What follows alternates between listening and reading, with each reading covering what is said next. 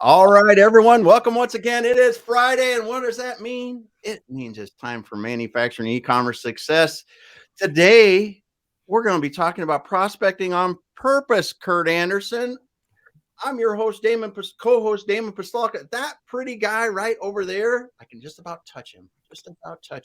Is Kurt Anderson. And then we got Nicole Donnelly down here, and we're going to be talking with, I can't do this right. I can't do it.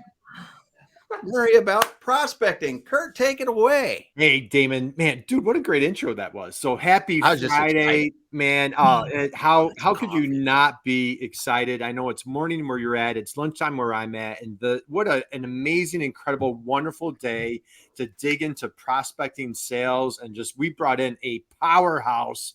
Yep. So I'm just so excited. So, hey, Nicole, we have a little LA, little Utah connection going on here. So we've got Nicole Donnelly here.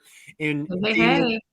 We've got Say It Isn't So. Sara Murray is in the house. So Sara, happy Friday. How are you? I'm doing so awesome. I'm so happy to talk to you all today. Thanks for having me on. Well, we are thrilled. And so we're coming at you live. So we've got Sara from LA, morning where she's at. And so let's just get things fired up. If you're with us, drop us a note in the chat box. Let us know where you're coming from. Bring your questions, man. If you are struggling with your sales, prospecting, we have the authority. We have the guru just for you. Let's go here. Sara, as you were a little girl growing up, who was your hero? Who was your hero as a little girl growing up? I'm going to say both my mom and my dad together because we were raised they're both from Los Angeles. They moved us to Park City, Utah, 37 years ago. So before Park City was what it is now. Yeah. We were just alone in the mountains as a family, and they worked so hard for our family. I just really saw their work ethic. I saw their relationship to work and how they would talk about their coworkers, how they would go on business trips, but make it work. It was just, I think, a really nice environment for me to see that relationship with work, but also be really supported in being my authentic self. They really just kind of let me fly my freak flag and supported me in whatever thing I want to do. And to this day, they support me in my business in many ways. So I have to say mom and dad because I've been so blessed to have such nice ones. Oh, hey, that's a great answer. We love that answer. Mom and dad's names, by the way? Mary and Tim. Mary and Tim. All right. Well, hey, big shout out to Mary and Tim. Proud of their little girl on the show and just this wonderful, illustrious career that you've been building for yourself. So let's go here. We were just talking about the Utes. University of Utah. And then you find your way into, I believe, electrical engineering or electrical contract manufacturer, if I'm not mistaken. Do I have that correct? Oh yeah, it's been a journey. So I moved as soon as I graduated college. I had a really big tax return that year. It was like $3,000. So that was really big when you're 22. Yeah. 23, I think so. Hey, are you trying to make us jealous or what? Man? You had us beat. I know, man. I had a tax bill last year. So I took my $3,000. Both of my grandparents at the time had surgeries and they both needed support. So my grandpa had eye surgery, my grandma had back surgery, and neither of them could move for 4 months. So my parents rented the house next door to them to help them. And I kind of thought, well, this is a free way to try Los Angeles. So moved to LA. I got the car and the job and the apartment. And then I just have been here for the past 15 years. So I always joke my driver's license has expired twice and I've served jury duty twice. So I'm officially an Angelino. Hey, and I will say I have seen celebrities in jury duty. So when people ask, they have to go. If anyone was curious about that one. Well, how cool is that? Yeah. So I've been in LA for the past 15 years, always in the commercial construction industry. So architecture and design, had a lot of developers as my clients, architects as my clients, interior designers, electrical engineers, contractors. It's a very complex sales process to build a commercial building. It takes many, many years. It requires a lot of patience, and it requires making sure that you have relationships with all of the players that have a vote in the purchase of your product. So I've served as national roles for 3 different global companies. And then I just felt this calling and this itch that I had to scratch because I feel Like a lot of my success in sales has always been around the very beginning, like prospecting and the ability to build relationships quickly. And I've noticed it's an area where people struggle. People are afraid to prospect. They don't, when you're in a sales role, a lot of times you're going into it with what am I going to get out of it instead of how can I add value to my clients. And so I just have kind of figured out there's, in my opinion, just this missing hole in the market. And that's what I'm building my brand around, and my messaging and my workshops and my content around, how to really start the process when it comes to prospecting, having the right confidence to approach someone and convince them to buy your product. It's not an easy thing. And so I want to be able to help people and serve and make them more comfortable in their prospecting efforts. Well, that's awesome. So let's go here for a minute. So Nicole, so Sara comes to us from our dear friend Tony. So Tony was a wonderful, he's a dear friend, part of a mastermind, and I know you're in a mastermind with Tony as well, Sara. So big shout out to Tony for making this connection. When you and I connected, you shared some really powerful stories, and if my recollection serves, you're kind of in a man's world, electrical, contract manufacturing and the contracting world, if you will. And you really found like your superpowers of, how your personality just really shined. Just walk us through like of all the different industries that you could have picked. Why did you find that, hey, what attracted you going in this direction? And what were some things that you navigated that you felt like that where you really shined bright? I think one of the things when you look back at like the pivot points in your career of what may really makes you make a turn. I had one mentor, his name was Jamie Heil.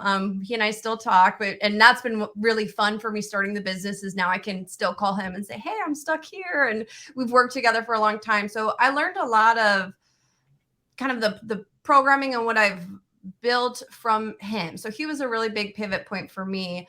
But what I have really found is that, in my opinion, the relationship is the most valuable piece that you can hold.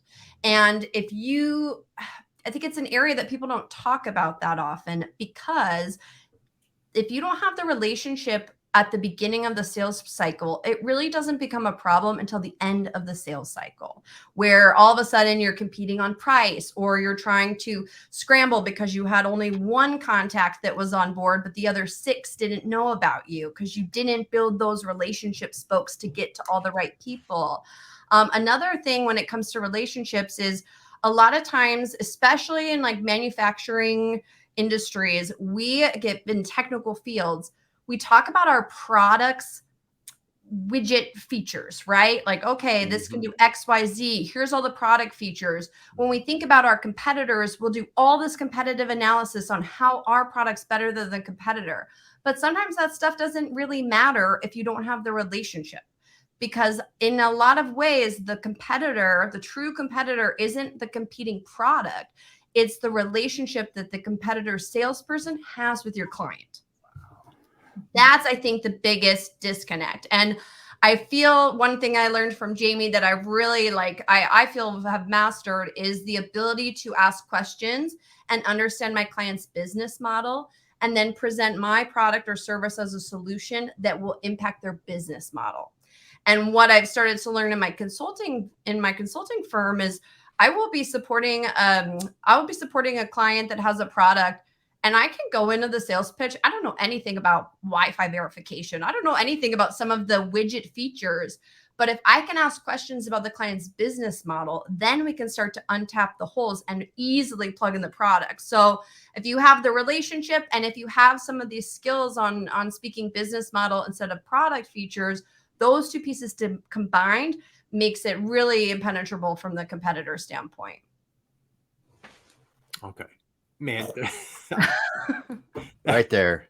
I'm like because it's so great, because you said one thing in this. It says your true competitor is the relationship that your competitor has with your potential customer, and that's so key, because it's just, it's the same thing. And if you're selling something and your main competitor is in action, right? If you're doing something that they can't do it, it's like you really need to know what they're up against. And when you're looking at something like you're talking about, technical products, architectural stuff, engineering work, a lot of people can do it. Yes, there's going to be differences here or there, but is that like the difference between, whatever, something that's really wide, or are we in a competitive market where everybody can do about the same? Because then it's you look at manufacturing, like if you're at a CNC machining place, it's critical to have that relationship because they're going to make it just like you down the street. Right. And I think one thing to consider too, especially in these types of industries where we don't always have a seat at the table with the decision maker. We may be talking to an engineer who has to turn around and sell it to his client.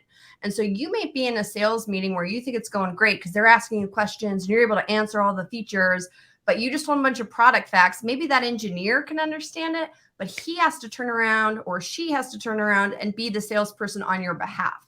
So the way that you're able to build relationships, might get you a seat at the table with the actual decision maker. That's always my number one goal. If I can do it, like who's making the decision, build the relationship with the person you have to get to the core decision maker.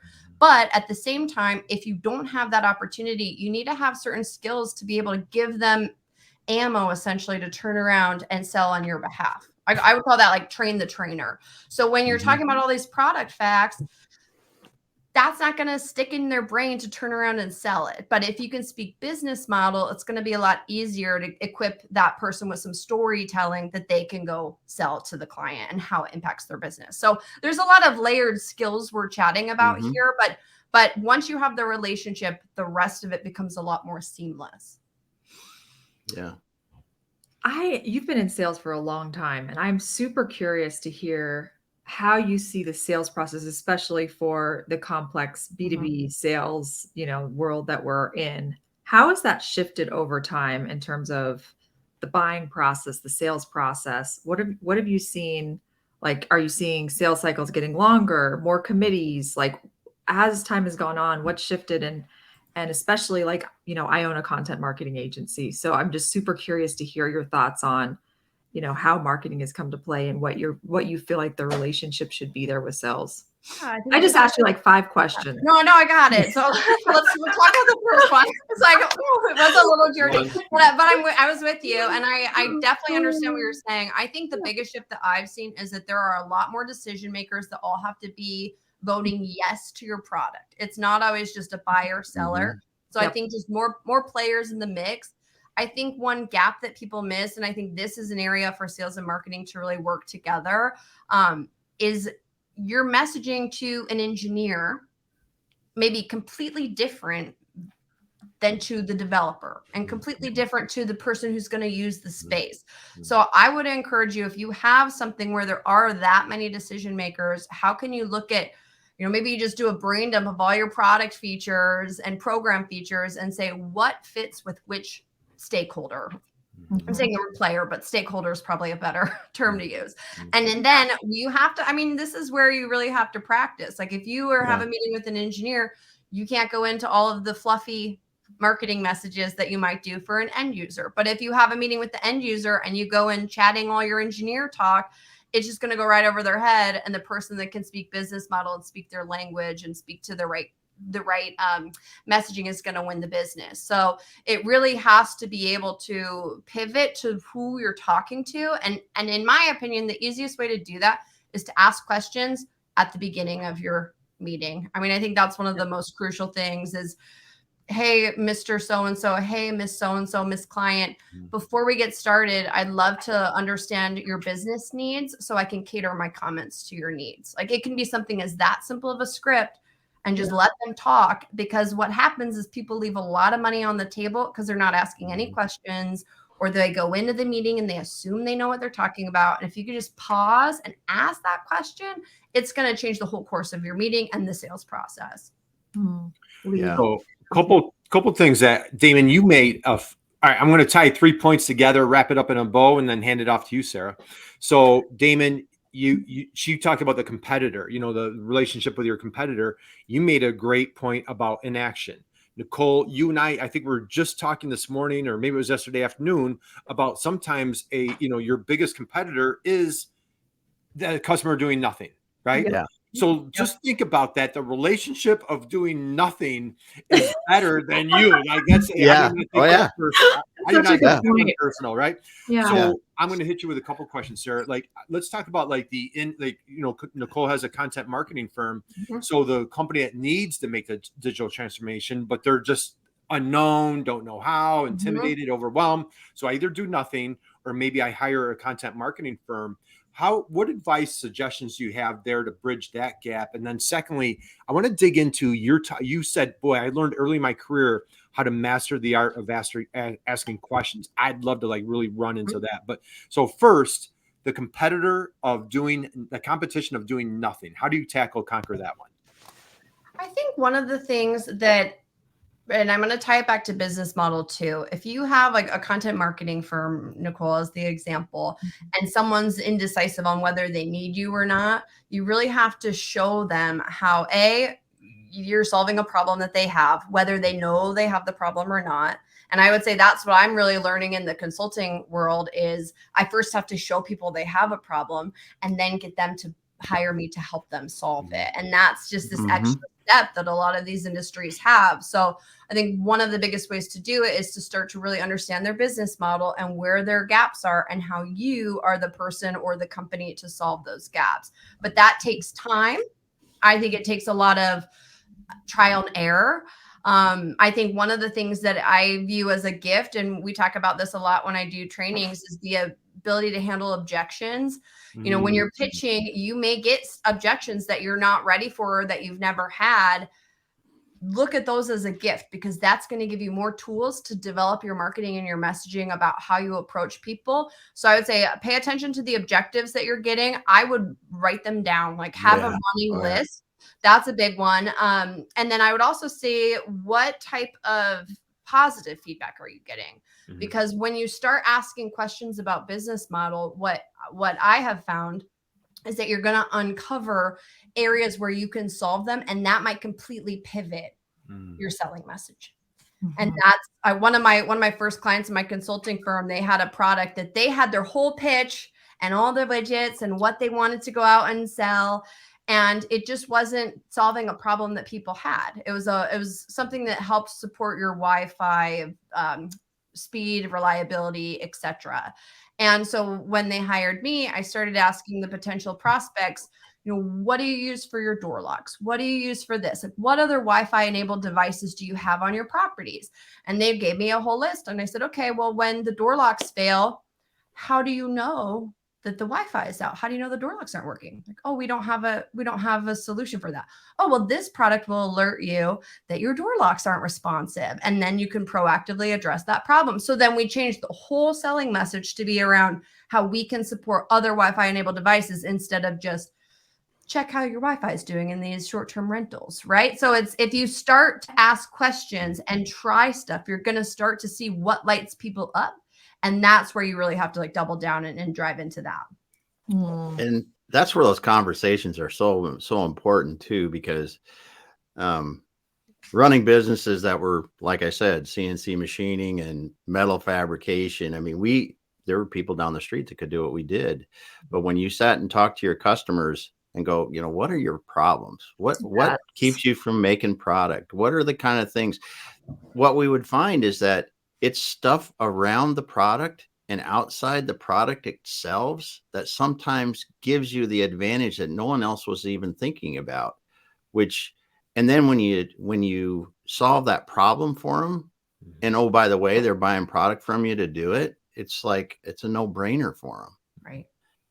Yeah.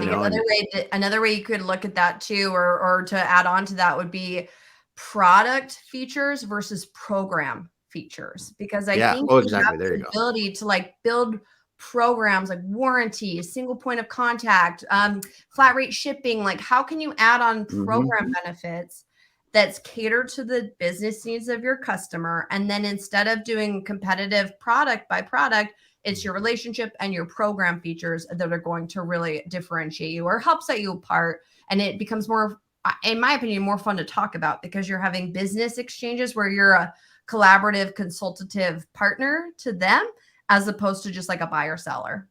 Yeah.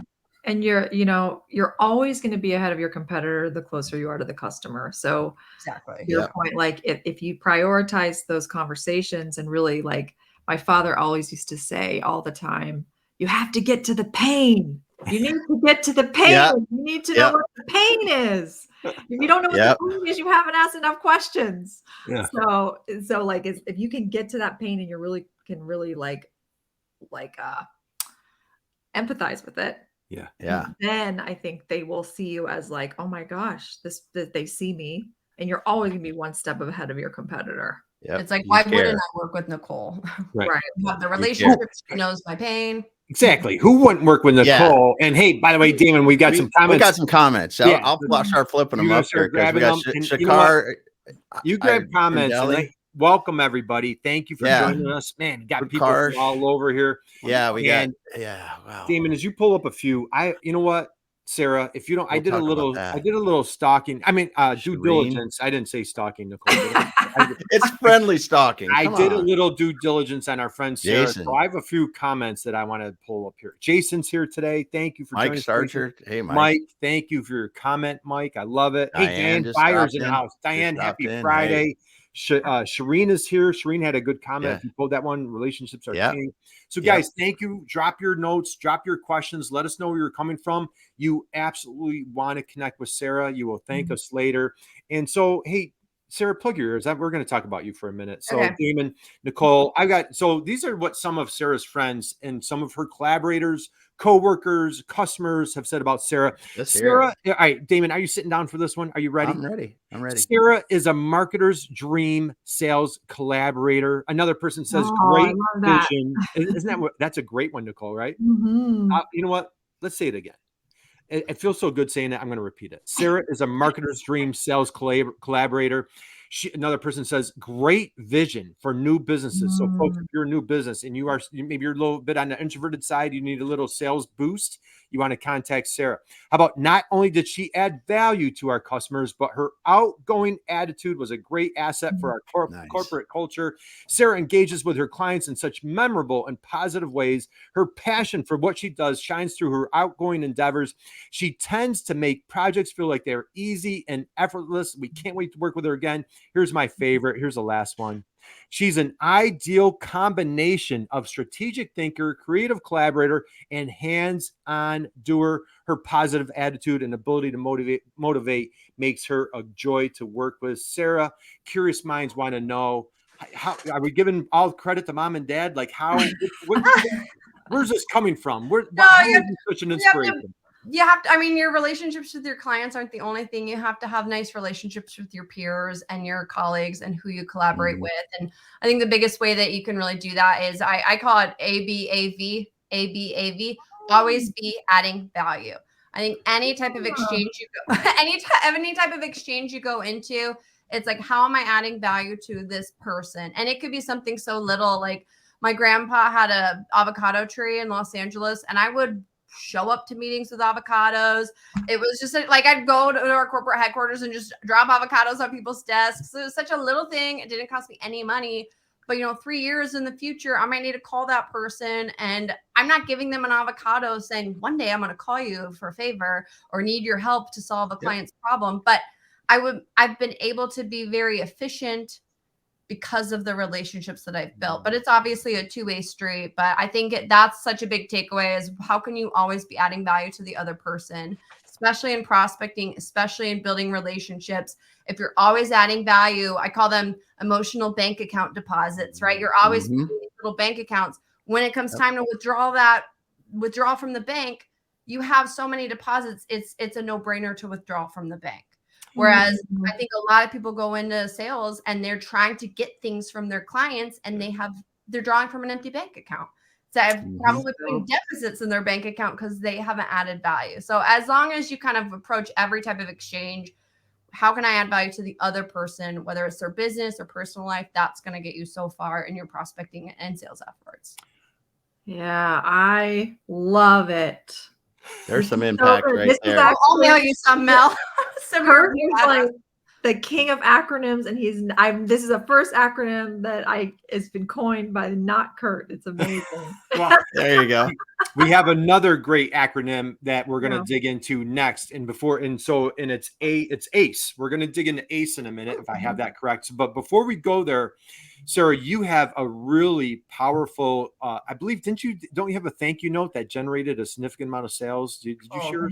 I'm the queen of thank you notes from my grandma, so we'll give her that credit, because if you didn't write her a thank you card, you would never get a gift from her again. Like all of her friends, she'd mail them like money for their graduation, and she would tell all the neighborhood, so-and-so's son didn't write me a thank you note. So I have been trained, and she practiced what she preached. I would get a lot of thank you cards from her. I would get a card saying, "Thank you for coming out and replacing our refrigerator filter." Hey, Damon, make sure you send a thank you card to Sara. Yeah.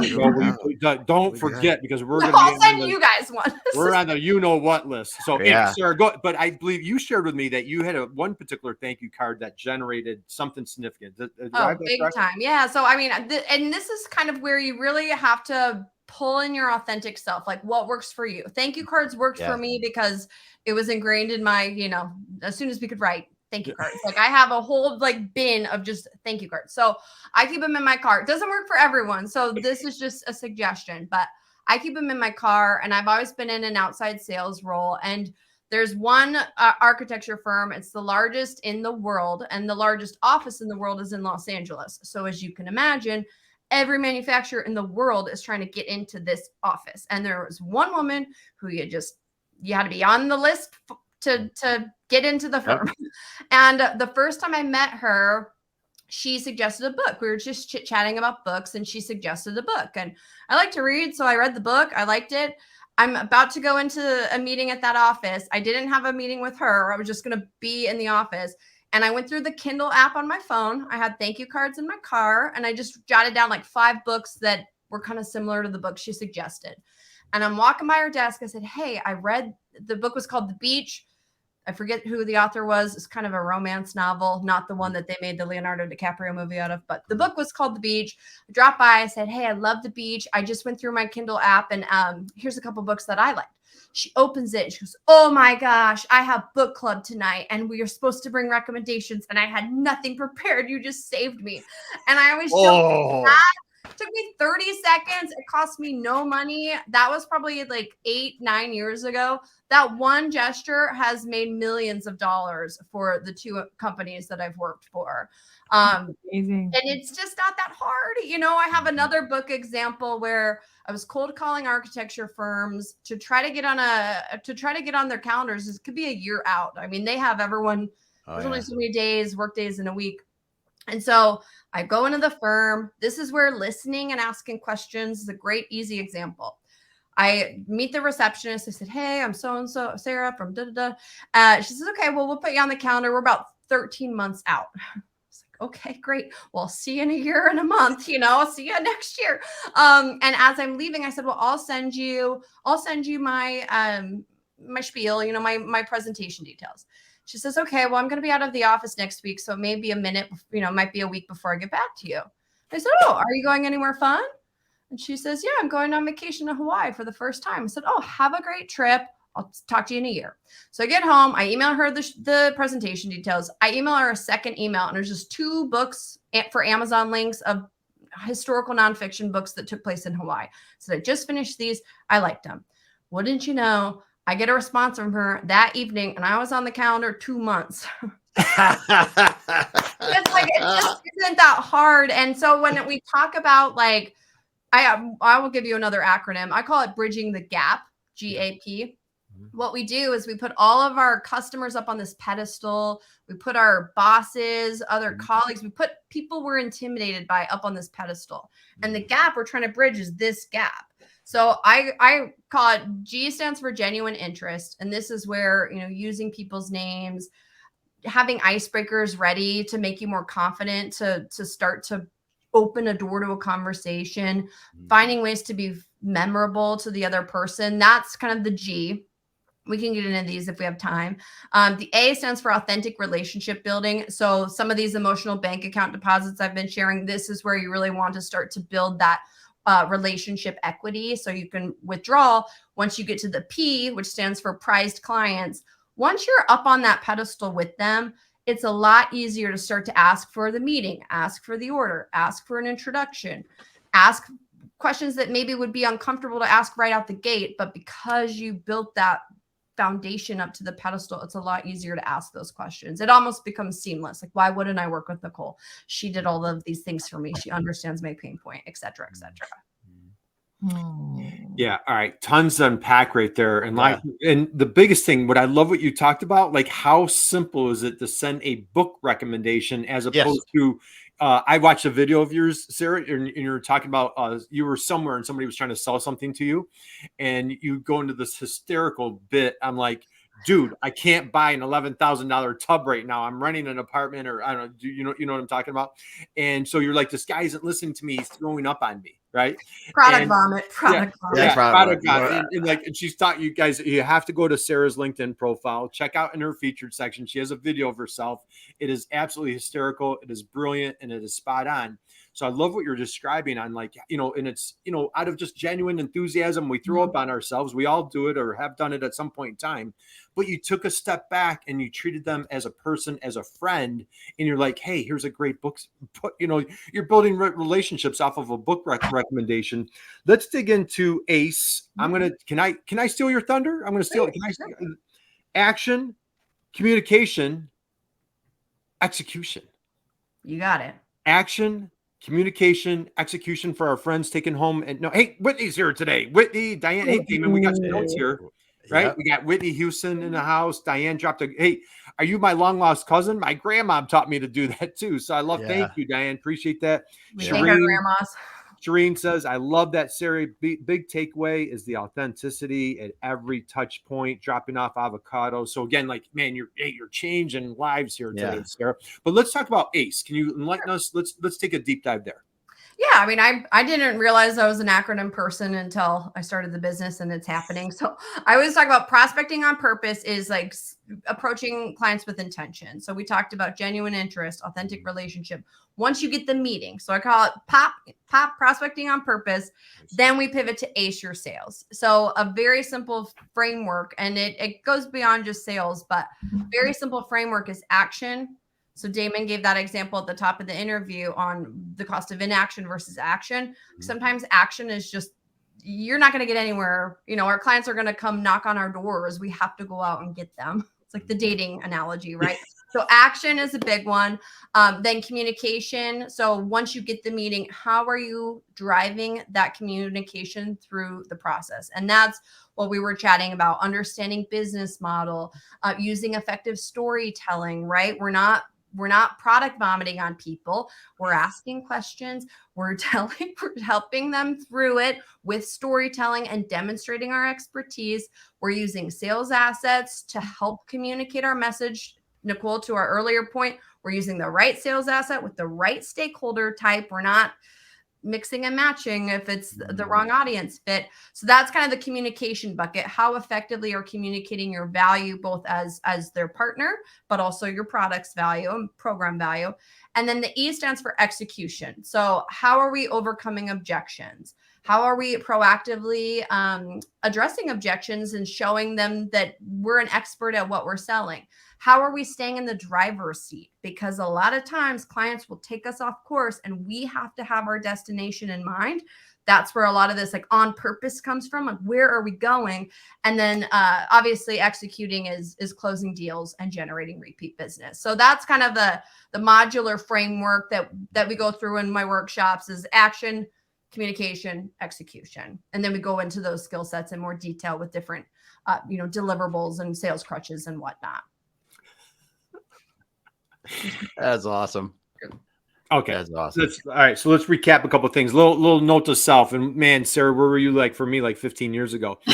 No product vomit. I vividly recall a sales situation. I was just like full throttle. And the guy's like, no, I can't do that. Oh, well, hey, what about this? No, I can't do that. Well, hey, what about this? And like, dude, you're not listening to me. Like, it's like, oh, what a degenerate I am. So I absolutely love these acronyms. So POP, ACE, avoid the product vomit, and just really that dedicated communication.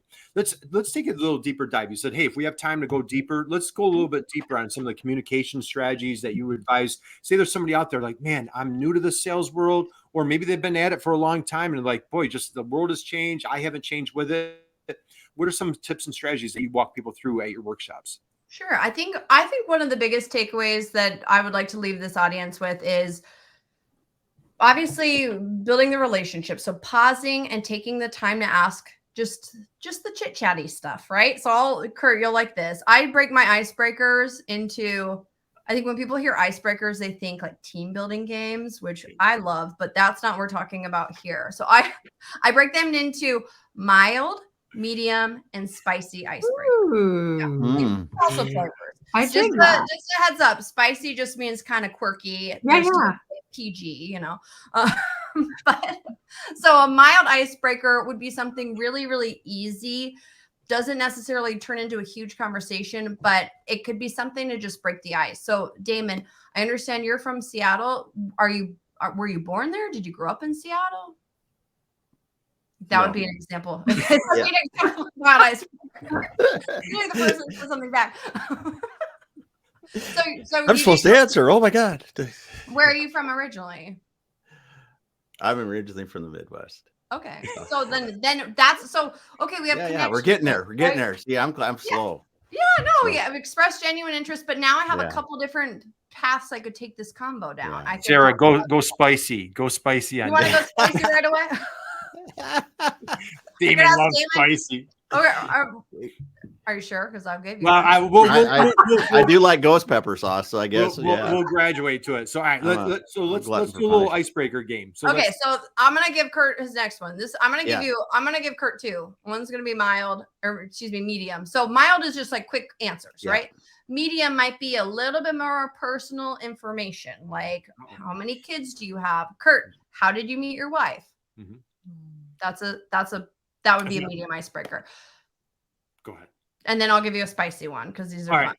I met my wife in high school. How's that? No way. I met my wife in high school, and then we reconnected. We rekindled after college. How's that story? Oh my gosh, that's awesome. So you didn't date through college? We did not. We didn't see each other for years, and we kind of went different directions. And then all of a sudden, now I just had my 25th wedding anniversary.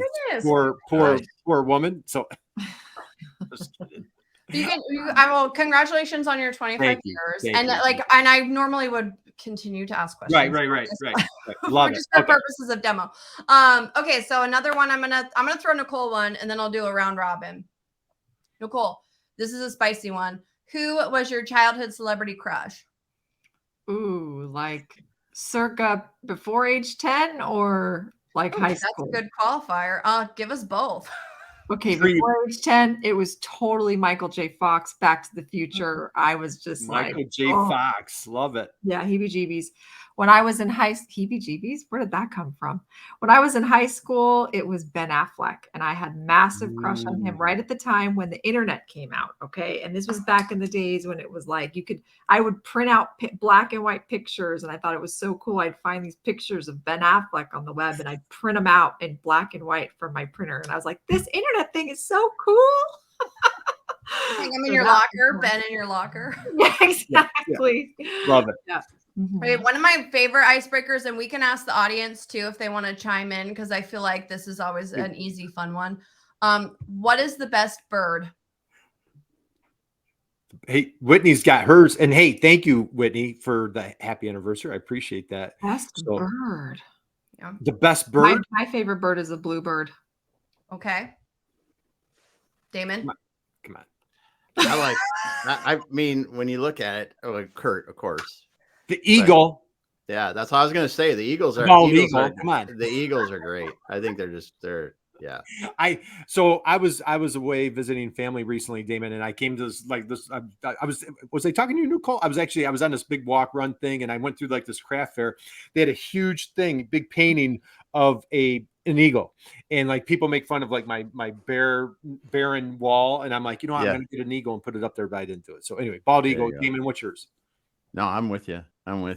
If you ever get beside one, you just go, oh my goodness. Hey, we've got chickadees, we've got roadrunners, we've got owls are fascinating. Sarah, what's yours? Cool. Yeah. I honestly, I've learned so much bird trivia from asking this question that it changes a lot. Like, did you know that, well, I love bald eagles too. They're very majestic. It's an easy answer, but a woodpecker's tongue wraps around its brain when it's pecking to prevent it from like injury, which is just kind of cool. So that's insane. Wow. Everybody out there, Google that one. So hey, Diane says I verified. She's from Philadelphia, so she's going with the Eagles. So all right. So these are Kurt, before I cut you off, or before I didn't mean to cut you off, but I want to just kind of put a bow on this, because I feel like when people hear this, they're thinking, when would I ever ask a customer what is the best bird? Like, how would I ever weave that into conversation? Yeah. And some people, Kurt, this joke is for you, and it's a little PG-13, but some of us might be listening to this and giving me this as their bird. Never use this one. I was going to give what I told Kurt I would bring the tiny hands. So if you guys don't know that joke, you have to Google Kristen Wiig on Saturday Night Live when she does the tiny hands in the history of Saturday Night Live, in my opinion. And I go back to like the Dan Aykroyd, John Belushi days. It was one of the funniest bits. Sarah, do you have the tiny hands? I have all of them. So the first time I met Kurt, I had just done a really big webinar. So I was kind of like coming down from being on for, an hour. And he said, so we just met, and he goes, you had a really big event this morning, didn't you? I said, yeah. And he goes, how did it go? And I said, well, I'd say it rocked. We didn't even know each other. But I mean, this is part of like being your authentic self. Like, I think this stuff's funny. I don't do it all the time, but when it's appropriate. But I will circle back to free little hands. One of the things when you're listening to this, you're saying, how am I ever going to bring up a spicy icebreaker? The best thing you can do to introduce something like this is to use what I would call a buffer. So like Whitney, for example, if you want to go out and pitch this question to your family tonight at dinner, you can say, I was watching this LinkedIn Live show this morning, and the group was talking about what is the best bird, but it got me thinking. Or I was driving to this meeting and I was listening to a podcast and like, use a buffer to introduce it. But it is really fun. Like, if you have a dinner with clients and you're kind of running out of things to talk about, having some of these ready just make it more fun and interesting and gives you something to talk about and differentiate you from your competitors. One of my favorite, we don't have to get into it now because it's a thinker, is who are the top 3 fictional characters who make up your personality? Fictional characters that make up your personality. You could spend a whole work dinner chatting about this. Yeah. That's a great question. That would be craziness. Yeah. So let's get into that. I love this because like we again, like on the video that I caught, and guys, if you're just catching us, boy, drop us a note. Whitney, thank you. She dropped the Kristen Wiig video in the chat. So thank you, Whitney.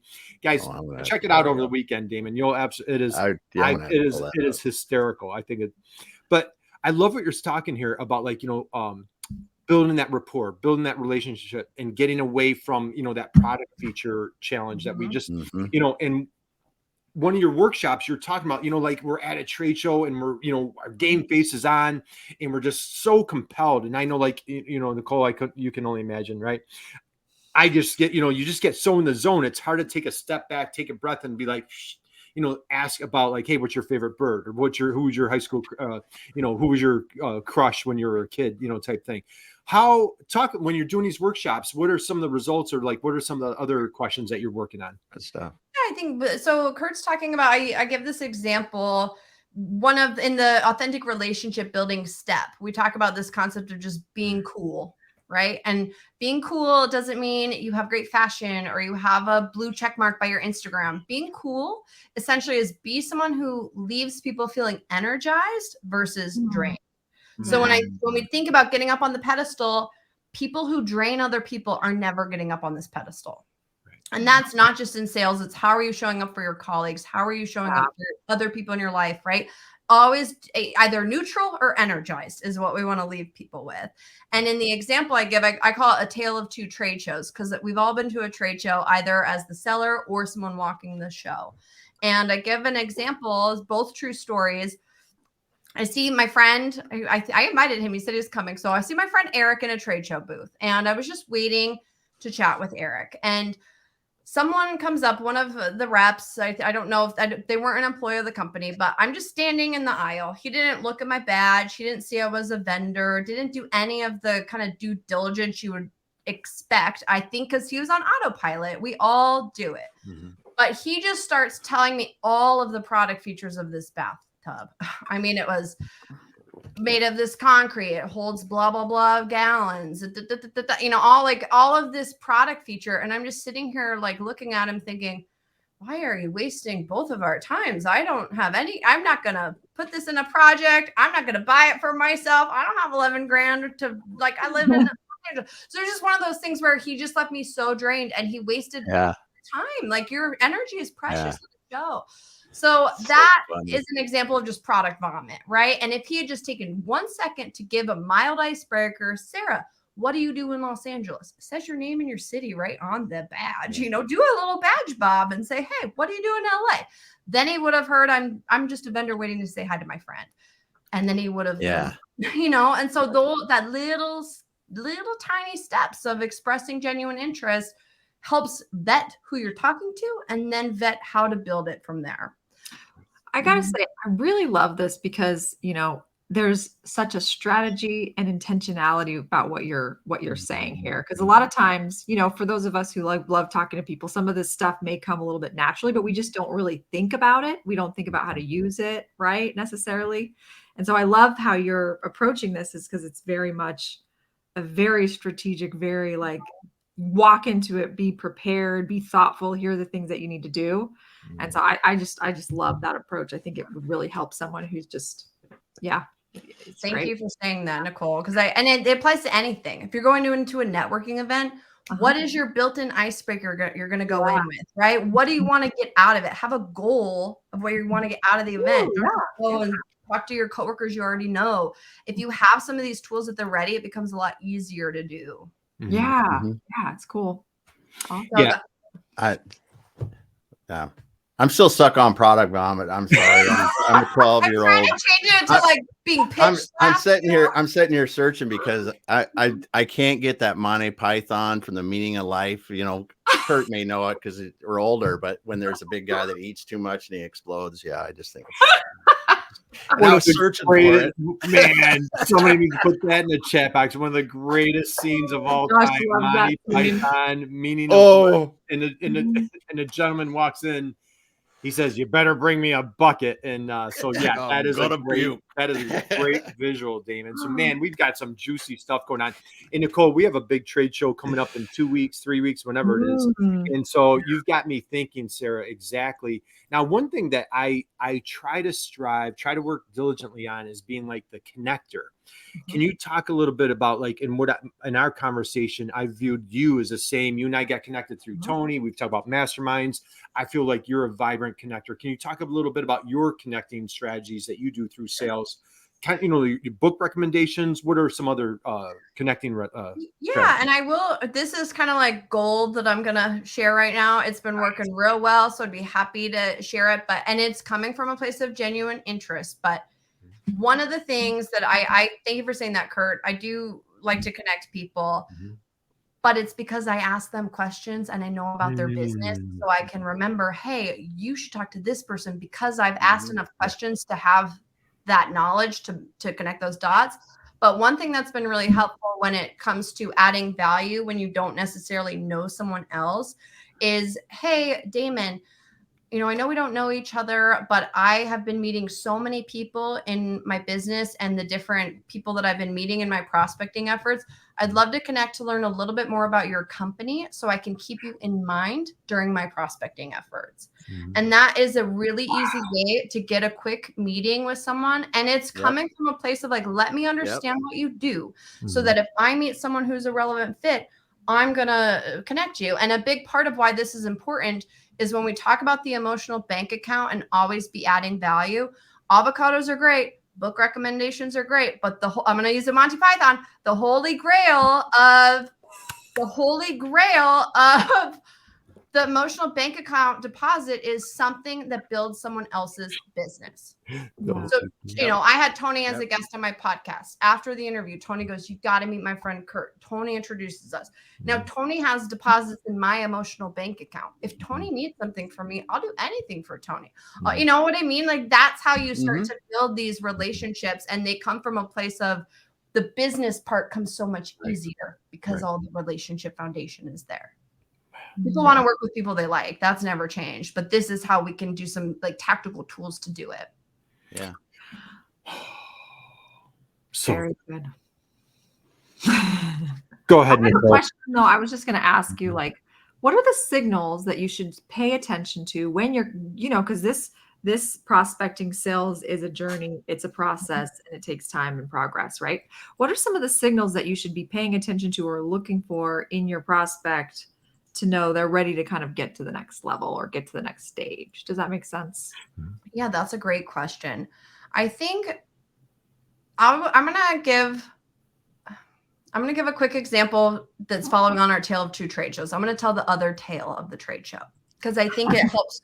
You'll start to find natural pivot points when you're in conversations with people, and it takes practice, but it becomes a lot easier to start to ask for things if you've done the foundational steps. So there's a brewery in LA. It's called Golden Road, if anyone's heard of it. This was, I think, back in like 2016, 2017. But I'm at a show.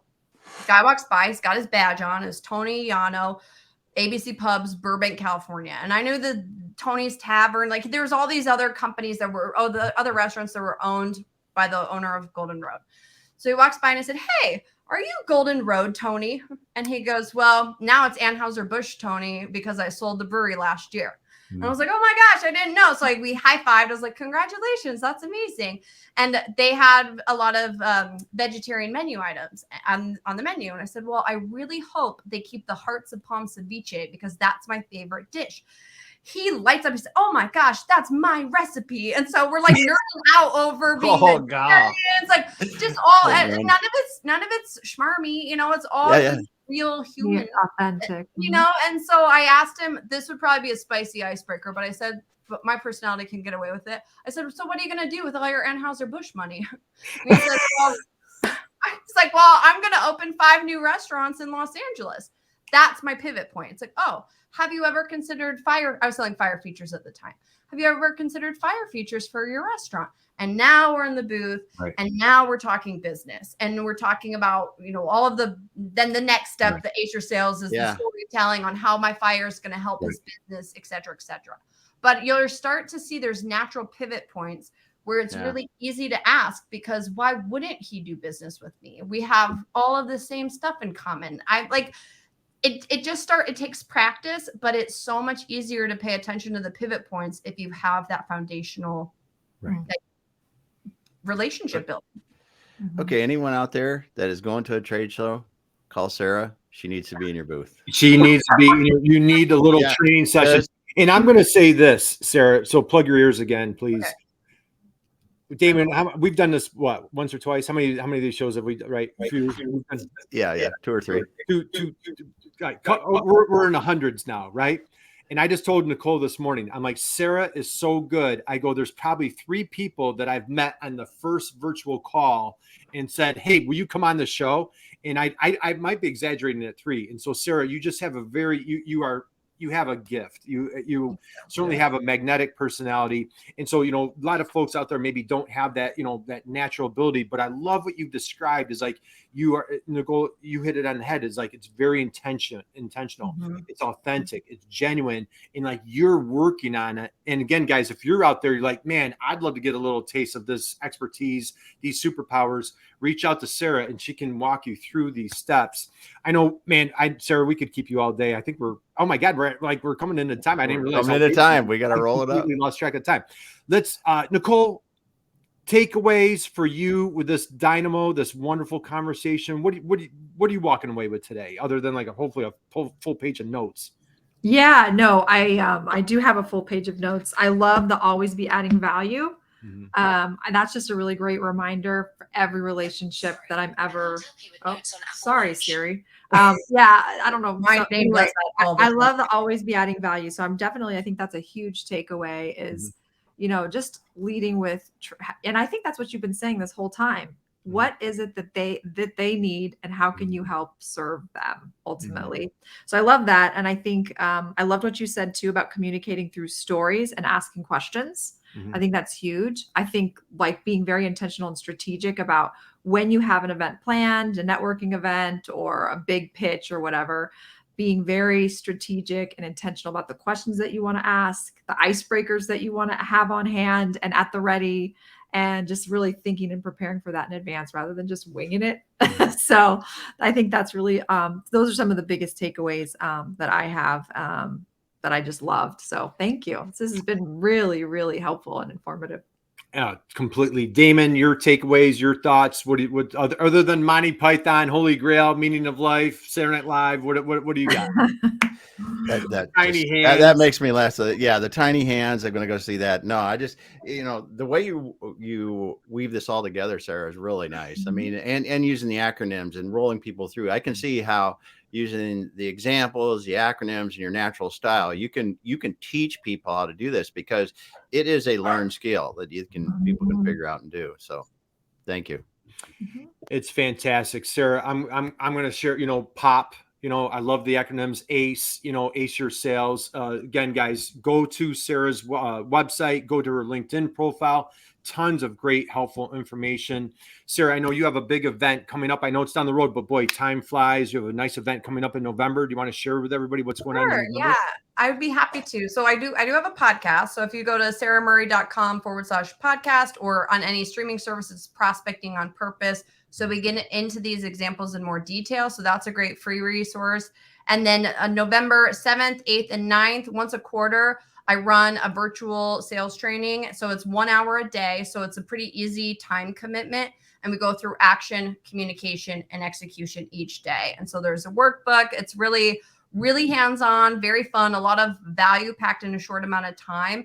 That if you'd like to be notified for that once we launch the landing pages, the URL is connect.saramurray.com. And I can throw it in the chat too. But if you can sign up there, and then we'll notify you as soon as we open the doors for it. But it's connect.saramurray.com, November 7th, 8th, and 9th. And it's really fun. A lot of great value that comes out of it. And I'd love to have anyone who's interested. Well, this is absolutely amazing. We've got a couple of nice comments here. Again, guys, thank you for joining us today. Thank you for hanging out and just getting these just amazing, incredible strategies and just value bombs from our dear friend, Sarah. This is great. Now, Sarah, one of my, Damon, I was going to serenade Sarah, but, I wanted her to stay on the show. And so I decided not to do that. But, Fleetwood, since we're talking 70s, the whole show here, right?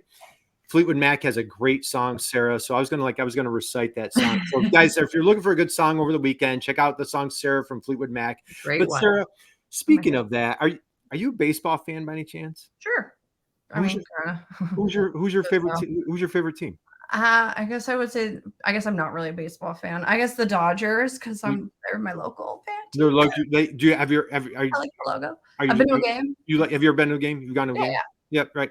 It's fun, great atmosphere, right? Question for you: you're at the Dodgers game, okay? You're literally at the Dodgers game, and it's bottom of the ninth, okay? And there's a person on second. There's a guy on second base, and it's tied score. You're playing your arch rival, San Diego Padres. It's the ninth inning, bottom of the ninth. Guy on second base, 2 outs, and somebody has to hit. Somebody needs a base hit to win the game, okay? The manager turns down the bench and looks down and says, "Hey, Murray, get up to the plate and hit in the winning run, will you please?" Okay, you with me? So now Sarah's strolling up to the plate to hit the winning run. Like, you need to get juiced. Yep. What is your walk-up song? What song is on the loudspeaker for you to hit in that winning run? Is it an internal song or a external? It's going on the. I would say "Final Countdown" by Europe. The Final Countdown by Europe, Damon. Man, she went old school. Old school, yeah. Dude, that was like the 80s. That's a great one. That's the only walk-up song that you could do. The Final Countdown. Oh, I love that. That's the only walk-up song you could do. that's the one. That one answer. And she didn't even hesitate. Did you notice that? No, She was like, yep, that's it. I will say my internal song, and this is a negotiation tip, and it has not been a podcast episode yet, but it's coming. Sometimes I listen to Baby Shark before big negotiations just to like loosen myself up.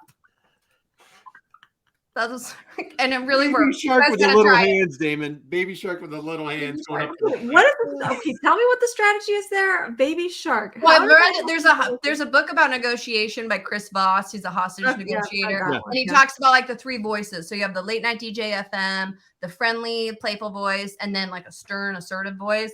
And so I had my first, I was asking for a lot of money. I was nervous. And I pulled out the book and I just went to my first dog-eared page and it talked about the playful voice. And like, that's the one you should use. And so I was driving to the meeting and in my head, I was like, you're a shark, you're a shark. And I was like, well, you're kind of a baby shark. And then I listened to the song and it just like made me all loose. And so I went into the negotiation. It was fun. So that's my new, there you go. That's my little internal hype up song. That's not a really good tip. I try it. Yeah. Baby Shark walking up to the plate, Damon. Yeah. Yep. There you go. Thank you so much for having me. I had so much fun this morning. We're going to run. So thank you all for being here today. Thank you, Sara. We appreciate you. Hey, everybody out there, let's give a big, boring round of applause for Sara. So Damon, take it away, my friend. All right. Well, thanks so much for being here today, Sara. Thanks everyone that was commenting, listening. Go back again and listen to the replay from the beginning because Sara dropped a lot of gold nuggets in here. Nicole, awesome questions. Thanks for being here, helping us out, making this a great show. Kurt Anderson, I believe we're back again Monday. I think so, dude. I think we're back here. Yeah, we'll be back. But everyone, like Kurt said, have a great weekend. Go out and do good things, and we'll be back again. Hang out with us for a minute, Sara, and we'll wrap up.